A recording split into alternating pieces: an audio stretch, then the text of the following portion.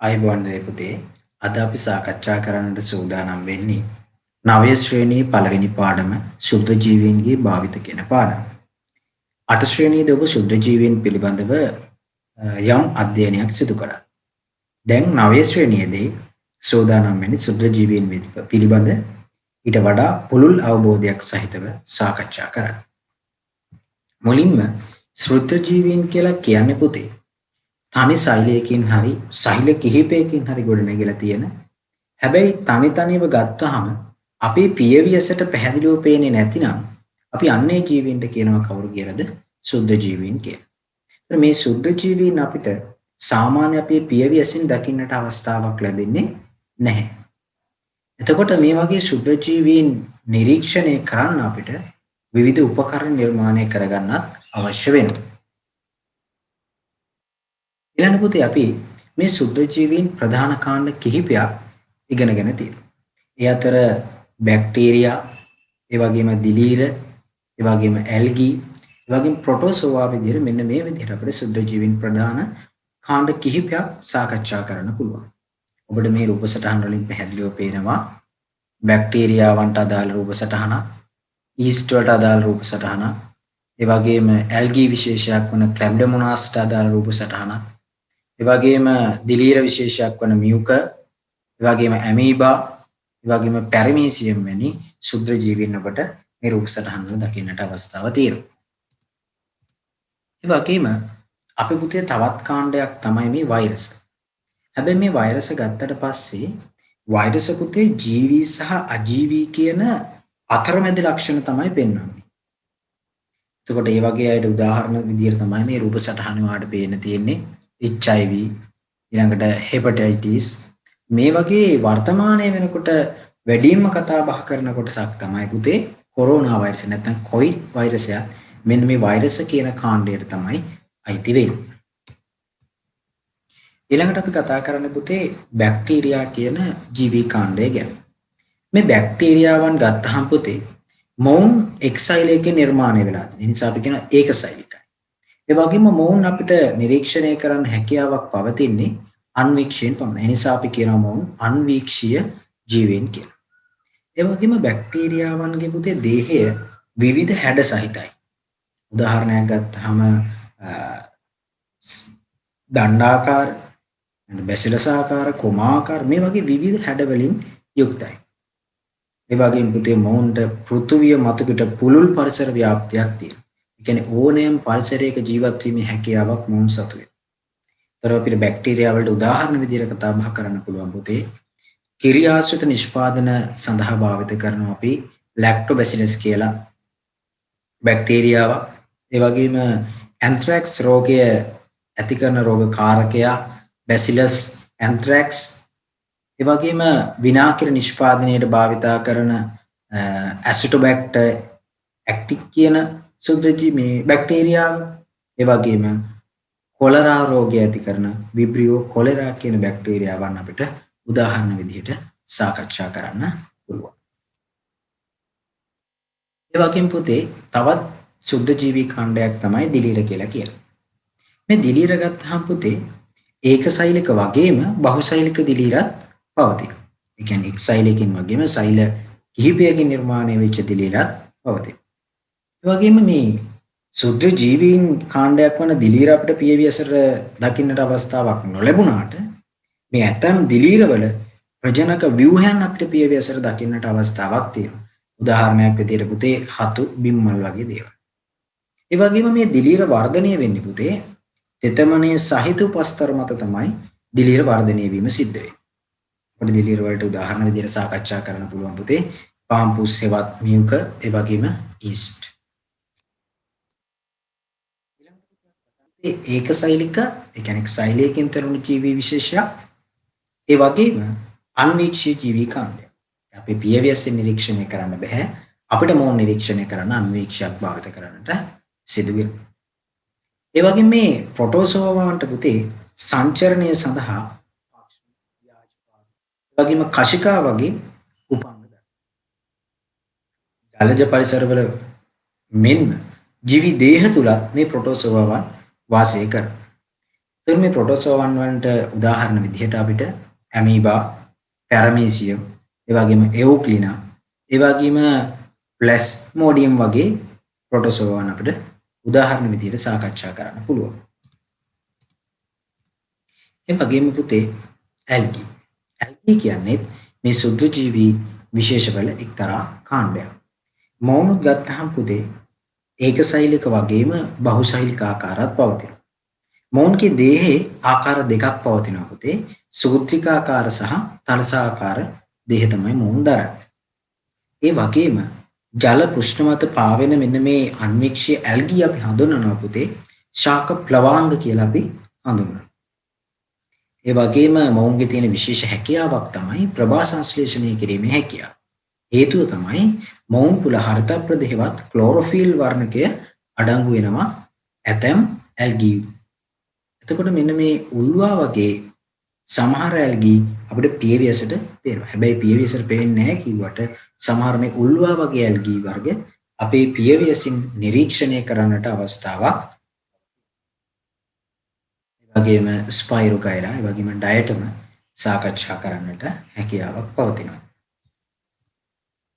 ඊළඟට පුතේ අපි මේ වර්තමානයේ තුල ඊටමත්ම කතා බහට ලක් වෙච්ච ජීවී කාණ්ඩයක් ගැන තමයි සාකච්ඡා කරන්නේ. ඒ කියන්නේ පුතේ වෛරස්. මේ වෛරස් ගත්තාම පුතේ අපිට සාමාන්‍ය අන්වීක්ෂයක් තුලින් නිරීක්ෂණය කිරීමේ හැකියාවක් පවතින්නේ නැහැ. මොවුන් නිරීක්ෂණය කරන්න නම් අපිට ඉලෙක්ට්‍රෝන අන්වීක්ෂයක් භාවිත කරන්න වෙනවා. ඒ නිසා අපි හඳුන්වනවා මොවුන් ඉලෙක්ට්‍රෝන අන්වීක්ෂය වේ. ඒ වගේම මේ වෛරස් ගත්තාම ජීවී ලක්ෂණ වගේම අජීවී ලක්ෂණත් පෙන්වුම් කරනවා. ඒ විතරක් නෙමෙයි මොවුන් ජීවී දේහයක් තුළදී පමණයි මොවුන් ගුණණය වීම සිද්ධ වෙන්නේ. ඒ වගේම මොවුන්ට සෛලීය සංවිධානයක් පවතින්නේ නැහැ වෛරස් වල. මොවුන් ශ්වසනය වර්ධනය වැනි ජීවී ලක්ෂණ පෙන්වන්නේ නැහැ. ඒ නිසා තමයි මොවුන් අපි කතා කරන්නේ ජීවී සහ අජීවී කියන ලක්ෂණ අතරමැද ලක්ෂණ පෙන්වුම් කරන ජීවී කාණ්ඩයක් විදිහට. අපිට වෛරස් වලට උදාහරණ විදිහට ඉන්ෆ්ලුවෙන්සා වෛරසය, HIV වෛරසය, ඊළඟ ඉබෝලා වෛරසය, වගේම ඩෙන්ගු වෛරසය සාකච්ඡා කරන්න. ඒ අතර වර්තමානයේ පවතින කොවිඩ් වෛරසයත් මේ අර්ථයේ සාකච්ඡා කරන්නට හැකියාවක් පවතිනවා. ඊළඟට පුතේ මේ සුද්ධජීවීන් ගත්තාම සුද්ධජීවීන් සාමාන්‍යයෙන් සෑම පරිසරයකම ජීවත් වීමේ හැකියාවක් පවතිනවා. ඒකට බැක්ටීරියා, ඇල්ගී, ප්‍රොටෝසෝවා මේ වගේ ඕනෑම සුද්ධජීවීන්ට සෑම පරිසරයකම ජීවත් වීමේ විශේෂ හැකියාවක් පවතිනවා. කියන්නේ ඔවුන්ට අපහසු පරිසර නැත්නම් ආන්තික පරිසරවල පවා ඔවුන්ට ජීවත් වෙන්නට හැකියාව තියෙනවා. උදාහරණයක් විදිහට අපි ගත්තොත් හිමකඳු, කාන්තාර, සාගර පතුල, උණුදිය උල්පත්, ලවණ වගුරු, ඊළඟ පෙට්‍රල් ඩීසල් වගේ මේ වගේ ස්ථානවල පවා ඔවුන්ට ජීවත් වීමේ හැකියාවක් තියෙනවා. ඒ නිසා අපිට කියන්න පුළුවන් සුද්ධ ජීවීන්ට පුළුල් පරිසර ව්‍යාප්තියක් පවතිනවා කියලා. මේ සුද්ධ ජීවීන් ඉතා සරල ව්‍යුහයන් දරන ඒ ඔවුන්ගේ වර්ධනයේ ප්‍රජනන වේගය ඉතාම ඉහළයි. ඔවුන්ගේ පවතින ව්‍යුහය ඉතා සරලයි. ඒ වගේම වර්ධනයේ ප්‍රජනනය කියන මෙන්න මේ වේගය ඉතාම ඉහළයි. ඒ වගේම මොවුන් විවිධ පෝෂණ ක්‍රම අනුව තමයි වර්ග වෙන්නේ. එක් එක් පෝෂණ ක්‍රම අනුගමනය කරන සුද්ධ ජීවීන් අපිට නිරීක්ෂණය කරන්න දකින්නට අවස්ථාව තියෙනවා මේ සුද්ධ ජීවීන් අධ්‍යයනය කිරීමේදී. ඊළඟට අපි කතා කරන්න සූදානම් වෙන්නේ සුද්ධ ජීවීන්ගේ බලපෑම. මේ සුද්ධ ජීවීන්ගෙන් ඇතිවන බලපෑම යහපත් වෙන්නත් පුළුවන්, අයහපත් වෙන්නත් පුළුවන්. එතකොට මුලින්ම අපි බලන්න සූදානම් වෙන්නේ සුද්ධ ජීවීන්ගේ හිතකර බලපෑම. මොනවද පුතේ සුද්ධ ජීවීන්ගේ හිතකර බලපෑම? අපි කාණ්ඩ කිහිපයක් ඔස්සේ සලකලා බලනවා. මේ කුෂිකර්මාන්තය සඳහා සුද්ධ ජීවීන් යොදා ගන්න පුළුවන්. ඒ වගේම වෛද්‍ය විද්‍යාව සඳහා සුද්ධ ජීවීන් භාවිත කරන්න පුළුවන්. විවිධ කර්මාන්ත සඳහා සුද්ධ ජීවීන් යොදා ගන්නට පුළුවන්. ඒ වගේම පරිසර සංරක්ෂණ කටයුතු සඳහා සුද්ධ ජීවීන් භාවිත කරන්න පුළුවන්. අපි ඉස්සරහට මේ එක් එක් ක්ෂේත්‍රවලදී කොයි විදිහට සුද්ධ ජීවීන් භාවිත කරන්නේ කියන කරුණු පිළිබඳව සාකච්ඡා කරන්න සූදානම්. මුලින්ම පුතේ අපි කෘෂි කර්මාන්තික ක්ෂේත්‍රය තුළදී සුද්ධ ජීවීන්ගේ යොදාගන්නේ කොයි විදිහටද කියලා සාකච්ඡා කරන්න හදනවා. මුලින්ම ජාන තාක්ෂණය අනුව භාවිත කිරීමක් සිදු කරනවා. එතන මේ ජාන තාක්ෂණය භාවිත කරලා කෘෂි කර්මාන්තය තුළදී අපිට ඉතාම වාසිදායක අවස්ථාවක් නිර්මාණය කරගන්න පුළුවන්. දැන් නියං කාලවලට එහෙම අපිට ඔරොත්තු දෙන කියන්නේ නියං කාලවලට සාර්ථකව මුහුණ දෙන්න පුළුවන්. ඒ වගේම රෝගවලට පලිබෝධක හානි වලින් ප්‍රතිරෝධී පෝෂණ ගුණයක් සහිත.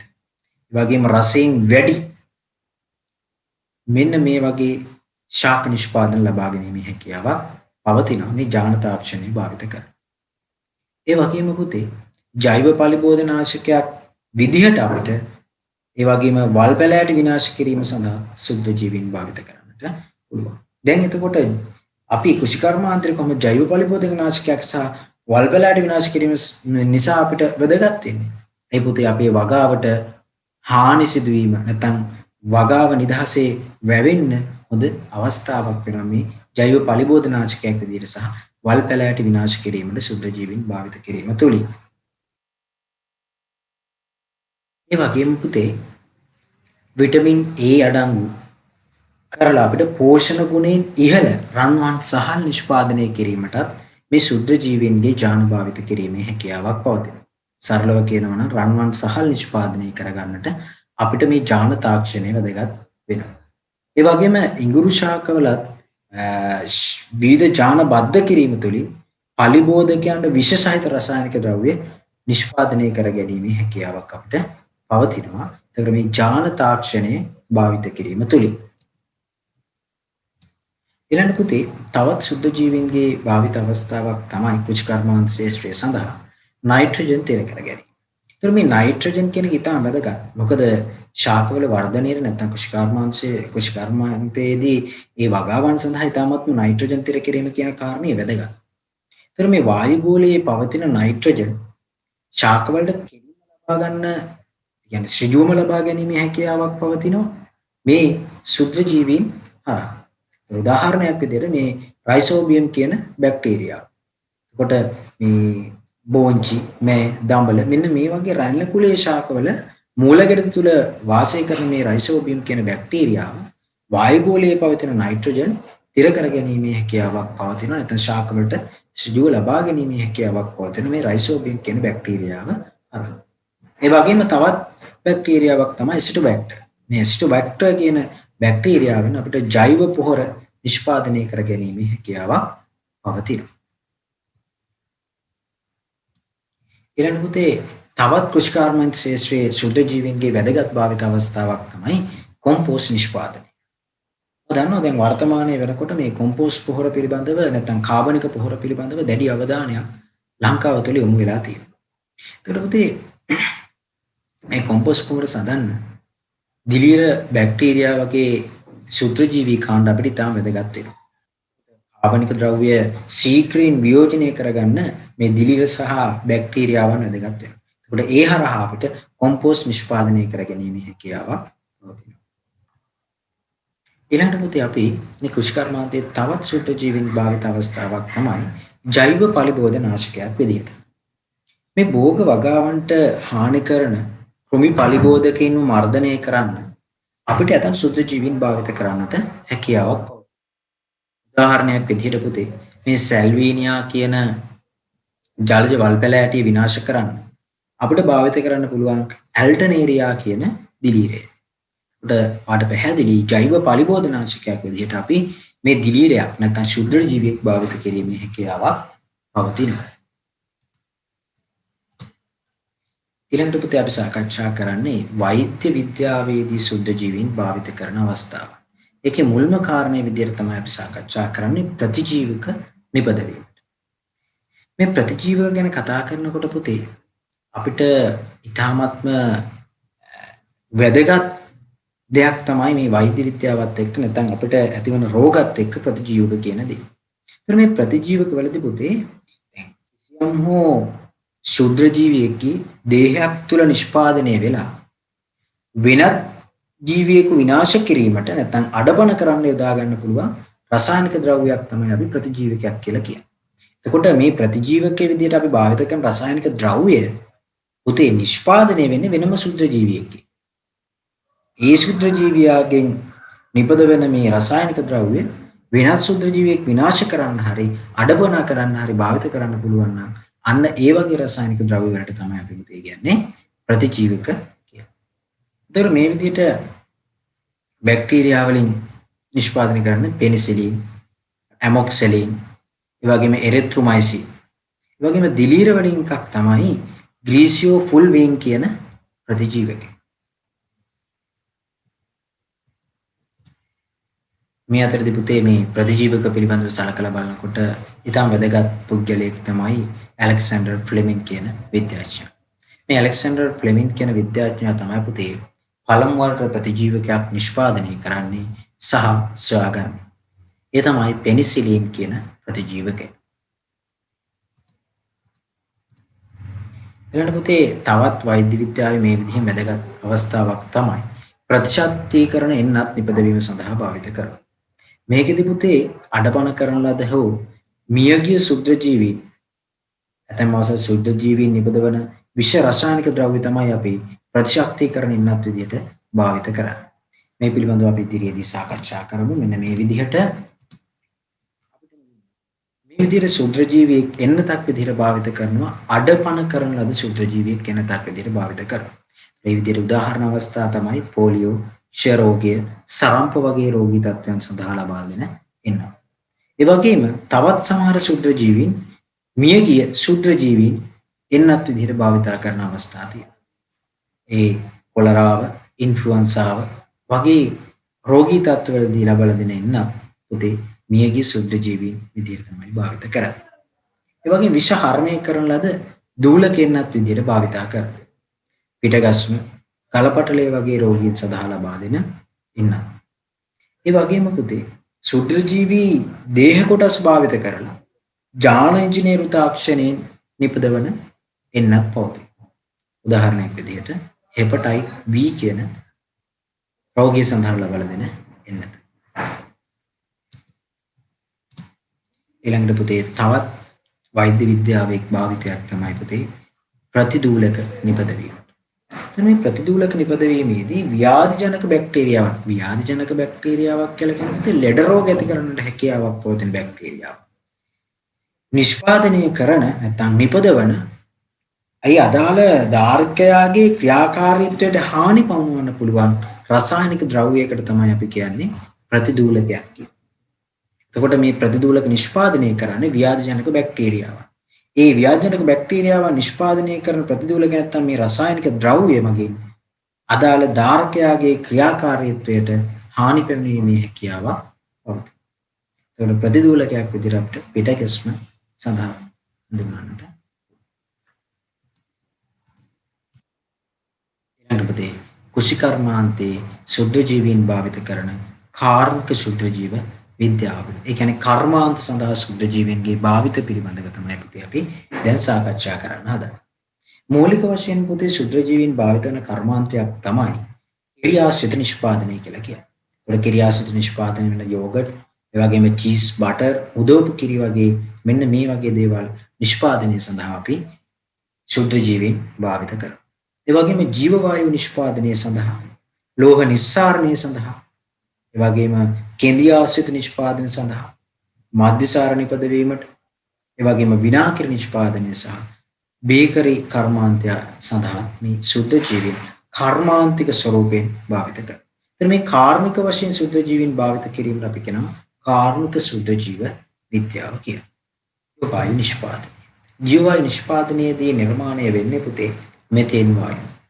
ඊට පුතේ අපි දන්නවා කාබනික උපස්තරයක් මත මෙතනොකොකුස් වගේ නිර්වායු බැක්ටීරියාවන් ක්‍රියා කරවීමෙන් තමයි මේ ජීව වායුව නිෂ්පාදනය කරගන්නේ.